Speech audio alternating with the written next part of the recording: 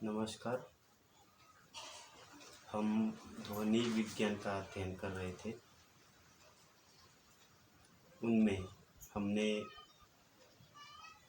ध्वनि विज्ञान के अंतर्गत ध्वनि क्या होती है, ध्वनियों का वर्गीकरण देखा तथा स्वरों का वर्गीकरण देखा।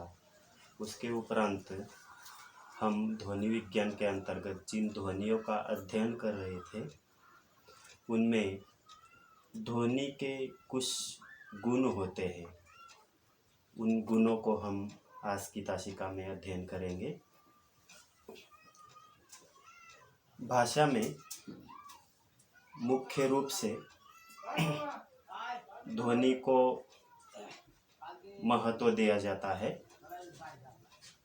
सामान्यतः भाषा में ध्वनि का मुख्य अभिप्राय स्वर और व्यंजन से ही होता है, किंतु भाषा उच्चारण में इन दोनों के अतिरिक्त मात्रा, बलाघात और स्वर का भी महत्वपूर्ण योगदान होता है। और प्रत्येक व्यक्ति बोलते समय हमेशा अनेक ध्वनियों का प्रयोग करता है। वह जिन ध्वनियों का प्रयोग करता है वह विशेषता यानी कि व्यक्ति जो है वह जिन ध्वनियों को लेकर अपने विचारों को व्यक्त करता है उन ध्वनियों की कुछ विशेषताएं होती है। वह विशेषता यानी कि गुण, ध्वनि गुण होते हैं। ध्वनि का संबंध जो है वह उच्चारण पक्ष से होता है। किसी ध्वनि के उच्चारण में समय जो है वह कम लगता है तो किसी ध्वनि उच्चारण में समय ज़्यादा लगता है। किसी ध्वनि को अधिक बल देकर उच्चारित किया जाता है तो किसी ध्वनि को धीरे से उच्चारित किया जाता है। ध्वनियों की इन समस्त विशेषताओं को भाषा वैज्ञानिकों ने ध्वनि गुण कहा है। इसी के आधार पर विद्वानों ने ध्वनि गुण को मात्रा, स्वर और बलाघात जैसे रूपों में विभाजित करना चाहा है। पाश्चात्य विद्वानों ने भारतीय विद्वानों की तुलना में सुर को महत्व न देकर मात्रा और बलाघात जो है उसको ज़्यादा महत्व दिया गया है तथा उसको ही ध्वनि गुण मानना चाहा है। हम भारतीय विद्वानों द्वारा दिए गए ध्वनि गुणों को स्वीकारते हुए उनका अध्ययन जो है इस प्रकार से करेंगे। प्रथम जो ध्वनि गुण है वह मात्रा है। जब हम किसी ध्वनि का उच्चारण करते हैं तो ध्वनि के उच्चारण में जितना समय लगता है उस समय को विद्वानों ने मात्रा के रूप में महत्व देते हुए कहा है कि ध्वनि के उच्चारण में लगने वाली समय अवधि को ध्यान में रखते हुए मात्रा को विद्वानों ने 3 भागों में विभाजित किया है। एक मात्रा वाली ध्वनि जिस ध्वनि को हम ह्रस्व कहते हैं, 2 मात्रा वाली ध्वनि को दीर्घ कहते हैं तथा 3 मात्रा वाली ध्वनि को प्लुत ध्वनि कहते हैं। कहा जाता है कि ह्रस्व जो ध्वनि है, ह्रस्व ध्वनि के उच्चारण में लगने वाले समय का दुगना समय जो है वह दीर्घ के उच्चारण में दीर्घ ध्वनि के उच्चारण में लग जाता है। यानी कि जो ह्रस्व ध्वनि होती है उसमें जितना समय लगता है उससे अधिक समय जो है वह दीर्घ ध्वनि के उच्चारण में लगता है। तो इसकी तुलना में प्लुत ध्वनि का उच्चारण करने में दुगना समय लगता है। इस समय का निर्धारण पूर्णतः वैज्ञानिक नहीं कहा जा सकता, केवल वह समझने के लिए अधिक उपयुक्त है।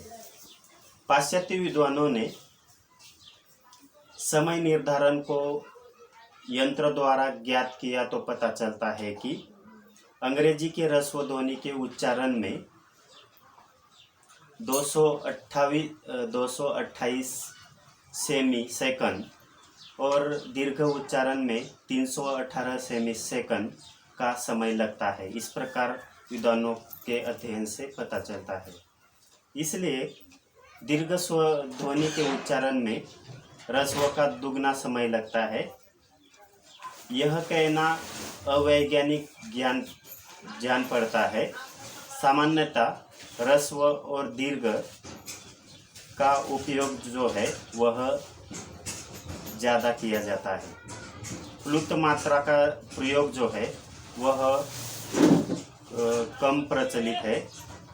जब किसी को दूर से बुलाना होता है तो किसी ध्वनि को लंबे समय तक उच्चारित करना होता है, तब प्लुत मात्रा का उच्चारण किया जाता है। इस प्रकार जो है वह मात्रा को विद्वानों ने ध्वनि गुण में समावेश किया है। दूसरा जो ध्वनि गुण है वह सुर या स्वर है। स्वर का संबंध जो है वह स्वर तंत्रियों के कंपन पर निर्भर करता है। यह कंपन जितना अधिक होगा उतना ही स्वर जो है वह उतना ही अधिक होता है, और कंपन जितना कम होगा स्वर उतना ही निम्न होता है। इस प्रकार का फर्क जो है वह इसमें दिखाई देता है। स्वर तंत्रियों से उत्पन्न सुर या स्वर स्वर तंत्रियों से उत्पन्न सुर या ध्वनि उसे कहते हैं जो कभी उच्च होता है, कभी सम होता है तो कभी नीचा होता है। स्वर तंत्रियों की दोनों झिल्लियां जब एक दूसरे के करीब आ जाती है तब उच्च स्वर निर्माण होता है, और स्वर तंत्रियों की झिल्लियां जब एक दूसरे से विशिष्ट अंतर पर होती है तब वहाँ पर मध्य स्वर का निर्माण होता है, और जब स्वर तंत्रियां पूर्णतः खुली होती है तब निम्न स्वर का निर्माण होता है। इस प्रकार का अंतर जो है वह भाषा वैज्ञानिकों के अध्ययन के द्वारा यहाँ पर स्पष्ट रूप से अध्ययन करने के बाद पता चला है।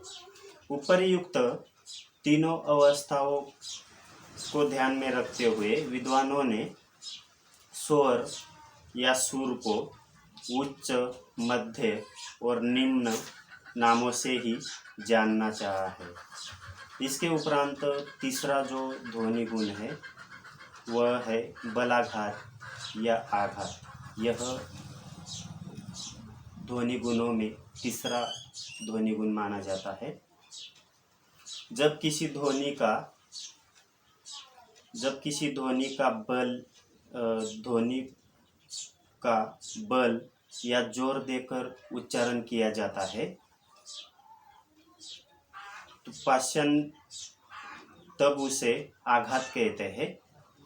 पाश्चात्य विद्वान पामर इसे मात्रा, सुर लहर, बलाघात, ध्वनि प्रक्रिया, ध्वनि प्रकृति आदि नामों से संबोधित करना चाहते हैं। परंतु पैटर, गेही, नेगर जैसे विद्वान जो है उन्होंने आघात का अर्थ बलाघात ही देते हैं। सामान्यतः भाषा विज्ञान में आघात के लिए स्वर आघात और स्वर बलाघात का ही मुख्य रूप से प्रयोग होता है।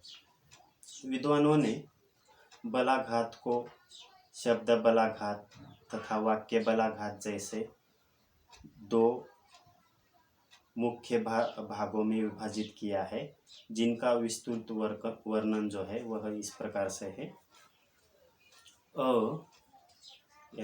यानी कि बलाघात के जो दो भागों में विभाजित किया उसमें शब्द बलाघात, जहाँ पर शब्द के किसी स्वर या अक्षर पर विशेष बल दिया जाता है तब उसे शब्द बलाघात कहते हैं। अंग्रेजी बलाघात प्रधान भाषा है। इसमें किसी विशेष ध्वनि पर अधिक बल दिया जाता है या किसी विशेष ध्वनि पर बल दिया जाए तो एक ही शब्द बलाघात के कारण अलग अलग अर्थ में प्रकट होता है। जैसे कंडक्ट शब्द जो है,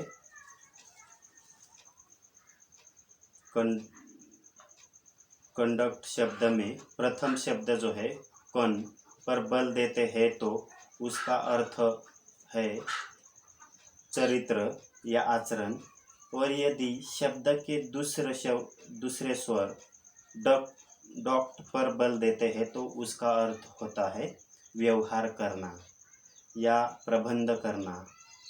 इस उदाहरण में केवल किसी स्वर पर बल देने से शब्द के अर्थ में पूर्णतः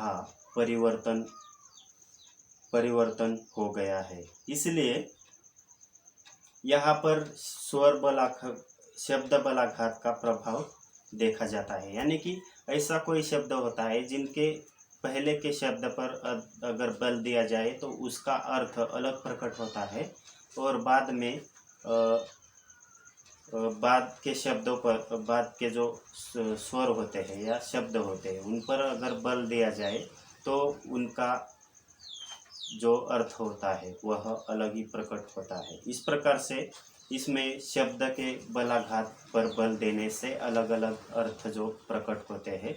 इसी कारण विद्वानों ने शब्द बलाघात का एक मुख्य अंग जो है वह माना है। दूसरा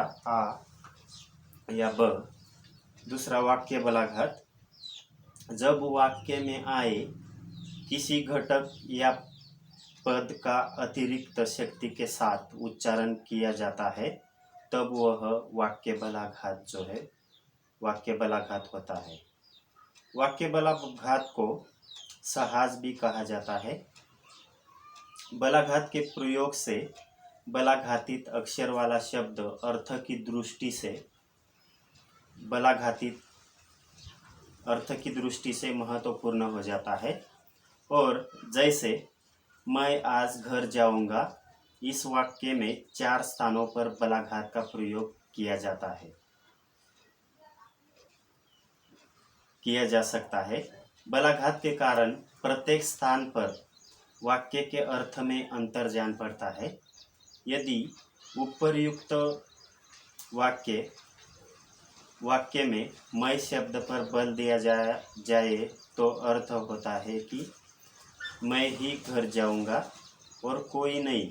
यदि आज शब्द पर बल दिया जाए तो अर्थ होता है आज ही जाऊंगा कल नहीं। यदि घर शब्द पर बल दिया जाए तो अर्थ होता है घर ही जाऊंगा और कहीं नहीं। और यदि जाऊंगा शब्द पर बल दिया जाए तो अर्थ होता है जाऊंगा ही, रुकूंगा नहीं। इस प्रकार प्रत्येक शब्द पर बल देने से अर्थ में परिवर्तन होता हुआ दिखाई देता है। यानी कि हर एक शब्द पर बल देने से वाक्य का अर्थ जो है वह बदल जाता है। इसलिए वाक्य बलाघात को भी उन्होंने बलाघात के भागों में महत्वपूर्ण बलाघात के अंगों में स्थान दिया है। उपर्युक्त मात्रा गुणों के कारण ध्वनि उच्चारण प्रक्रिया तथा अर्थग्रहण की प्रक्रिया जो है वह अधिक सरल बन जाती है। कुछ विद्वानों ने उपर्युक्त तीनों गुणों के अलावा वृत्ति गुण को भी महत्वपूर्ण स्थान देना चाहा है, परंतु अधिक से अधिक विद्वानों ने मात्रा, आघात या बलाघात और स्वर तथा सुर को ही ध्वनि गुण मानना उचित माना है। इसलिए ध्वनि गुण जो है वह ध्वनि विज्ञान में महत्वपूर्ण माने जाते हैं। इस प्रकार से ध्वनि विज्ञान में ध्वनि गुण का महत्वपूर्ण स्थान होता है।